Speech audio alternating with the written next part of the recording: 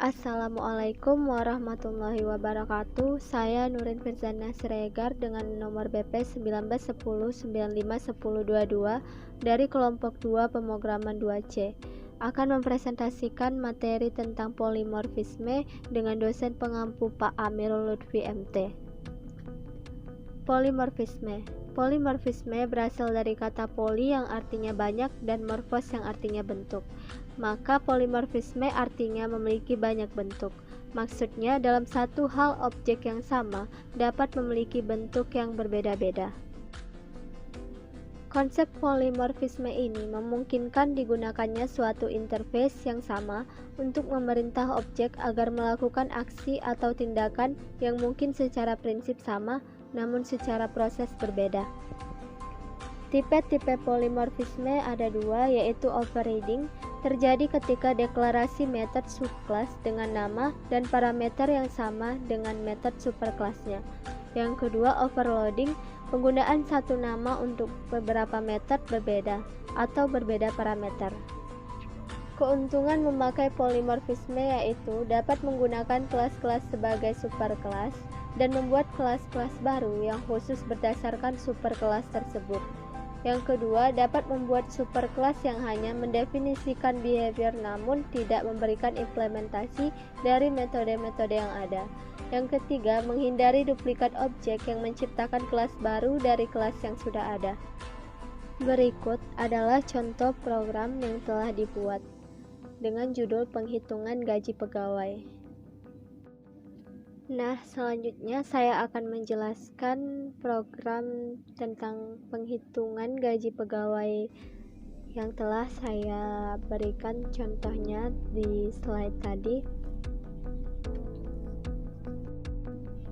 Pertama, saya memasukkan include IOStream dan dimasukkan include chstring. Kemudian ada using namespace std. Kemudian ada kelas dengan nama pegawai yang dimana nama pegawai ini memiliki dua permissionable, yaitu protected dan public. Protected adalah permissionable yang dimana anggota kelas hanya dapat diakses di kelasnya sendiri atau dari kelas teman dan anggota kelas turunan. Lalu protected ini mempunyai deklarasi char nib 25, char nama 25, char alamat 25, dan integer tahun, gaji pokok, gaji akhir, dan tahun sekarang. Kemudian permissionable kedua, public,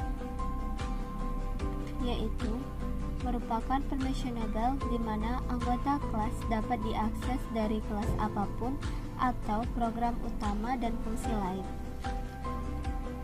yang dimana ada virtual void hitung gaji akhir, lalu dengan cout hitung gaji akhir, yang dimana virtual void ini merupakan fungsi yang mendukung adanya polymorphic function, artinya fungsi tersebut dapat didefinisikan ulang pada kelas turunannya. Kemudian ada inheritance dengan nama kelas satpam.2 public pegawai, yang dimana inheritance ini adalah subkelas dari kelas utama atau kelas turunan. Adapun pewarisan dari inheritance ini yaitu public dengan deklarasi integer jam lembur bonus.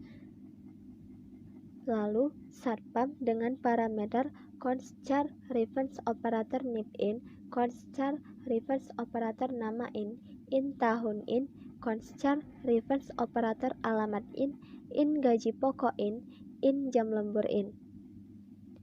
Di mana tanda bintang di sini adalah merupakan salah satu jenis pointer yang biasa disebut dengan reference operator. Reference operator ini digunakan untuk mengakses nilai dari sebuah alamat yang ditunjuk oleh variabel pointer tersebut. Kemudian ada string copy. String copy ini merupakan perintah yang dipakai untuk mengcopy sebuah string ke dalam string lainnya atau string ke dalam variabel. Ada string copy nib in, string copy nama in, string copy alamat in, tahun sama dengan tahun in, gaji pokok sama dengan gaji pokok in, jam lembur sama dengan jam lembur in. Kemudian ada void hitung gaji akhir yang dimana merupakan untuk menghitung gaji akhir dengan bonus sama dengan jam lembur, reference operator 20.000, gaji akhir sama dengan gaji pokok plus bonus. Kemudian ada void cetak satpam dengan cout data satpam, NIP, nama, tahun masuk, alamat, gaji pokok, jam lembur, bonus, dan gaji akhir dengan destruktor satpam. Kemudian ada kelas turunan, kelas sales titik 2 publik pegawai dengan pewarisan publik yaitu integer jumlah pelanggan, komisi, sales dengan parameter const char reference operator NIP in, const char reference operator nama in tahun const char reference operator alamat in gaji pokok in jumlah pelanggan in. Dengan string copy NIP in, string copy nama in, string copy alamat in, tahun sama dengan tahun in, gaji pokok sama dengan gaji pokok in, jumlah pelanggan sama dengan jumlah pelanggan in. Adapun void hitung gaji akhir dengan komisi sama dengan jumlah pelanggan, reference operator 50.000, gaji akhir sama dengan gaji pokok plus komisi. Kemudian ada void cetak sales dengan cout data sales, NIP, nama, tahun masuk, alamat, gaji pokok, pelanggan, bonus, gaji akhir sama dengan destruktor satpam tadi. Ini adalah destruktor sales. Kemudian ada kelas turunan yaitu kelas manajer titik 2 publik pegawai dengan pewarisan publik char divisi 20 integer tunjangan dengan manajer dengan parameter const char reference operator NIP in, const char reference operator nama in tahun in, const char reference operator alamat in, const char reference operator divisi in gaji pokok in dengan string copy NIP in, string copy nama in, string copy alamat in, string copy divisi in, tahun sama dengan tahun in, gaji pokok sama dengan gaji pokok in, tahun sekarang sama dengan 2020. Kemudian ada void hitung gaji akhir. Void hitung gaji akhir pada kelas manajer ini dimana menggunakan percabangan dengan teori conditional structure yang dimana structure ini digunakan untuk memilih sebuah tindakan dari beberapa kondisi yang diberikan, dimana menggunakan if state if dan menggunakan if statement. Karena program memiliki lebih dari satu pilihan, maka yang dijalankan ketika kondisi sebelum pause yaitu if, else if, dan else. Pada if ini merupakan conditionnya dengan statement tunjangan sama dengan gaji pokok, reference operator 10/100. Kemudian ada else if dengan condition 2 dengan statement tunjangan sama dengan gaji pokok, reference operator 5/100. Kemudian ada else tunjangan condition 3 dengan statement gaji akhir sama dengan gaji pokok plus tunjangan. Kemudian ada void cetak manager dengan cout data manager, NIP, nama, tahun masuk, alamat, gaji pokok, jabatan, tunjangan, dan gaji akhir dengan destruktor manager. Selanjutnya adalah main yang merupakan fungsi utama.